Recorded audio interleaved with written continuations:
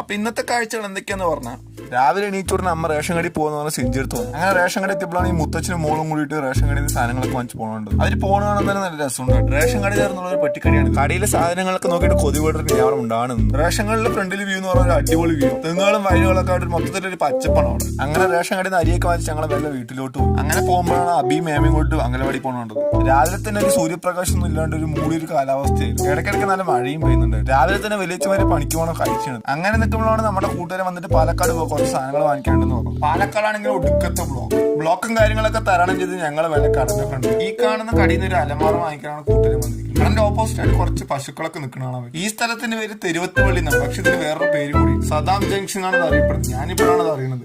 അങ്ങനെ ഞാൻ എന്റെ സൗന്ദര്യം കുറച്ചു നേരം കണ്ണാടിയിൽ ആസ്വദിച്ചിട്ട് മെല്ലെ ഇറങ്ങി. അങ്ങനെ നേരെ പോയത് പാലക്കാട് പോലീസ് ക്യാന്റീനിലേക്കാണ്. കൂട്ടുകാരൻ CRPFിലാണ്. അവൻ അവിടെ നിന്ന് കുറച്ച് സാധനങ്ങളൊക്കെ പർച്ചേസ് ചെയ്യണമെന്ന് പറഞ്ഞു. നിങ്ങൾ പർച്ചേസ് ചെയ്ത് ഞാൻ വെളിയിൽ നിൽക്കാന്ന് പറഞ്ഞ് ഞാൻ മഴയൊക്കെ കണ്ട് കുറച്ചേരം ആസ്വദിച്ചു. അങ്ങനെ മഴയൊക്കെ കഴിഞ്ഞപ്പോൾ ഞങ്ങൾ ഓരോ പരിപ്പോടിയൊക്കെ കഴിച്ച് ഞാൻ എന്റെ ചേച്ചിന്റെ വീട്ടിലോട്ട് പോകും. ഈ കാണുന്ന എന്റെ ചേച്ചിന്റെ കുട്ടിയാണ്. അവരെ 4ാമത്തെ ബർത്ത്ഡേ ആഘോഷിക്കാനാണ് ഞാൻ വന്നത്. അങ്ങനെ ഈവനിങ് ആയപ്പോൾ ഏട്ടന്റെ ഫ്രണ്ട്സും ഫാമിലീസും ഒക്കെ വന്നിട്ട് ബർത്ത്ഡേ ഞങ്ങൾ സെലിബ്രേറ്റ് ചെയ്യും. ബർത്ത്ഡേ സെലിബ്രേഷൻ ഒക്കെ കഴിഞ്ഞപ്പോൾ പിള്ളേരോട് കുറച്ചു നേരം കളിച്ചു. അപ്പൊ നല്ലൊരു കാഴ്ചയായിട്ട് അടുത്ത വീഡിയോയിൽ കാണാം. ബൈ.